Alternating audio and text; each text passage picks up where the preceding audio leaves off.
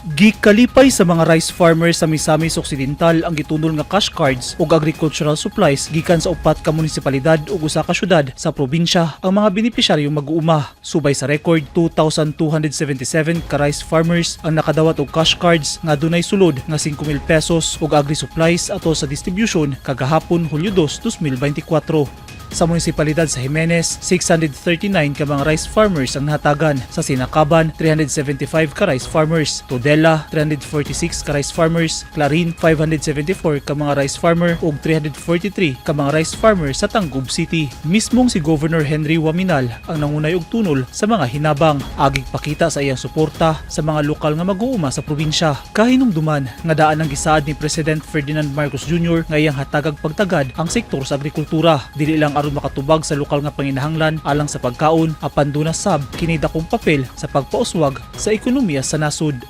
Eugene Hinutan, Newsline Philippines. Stay safe.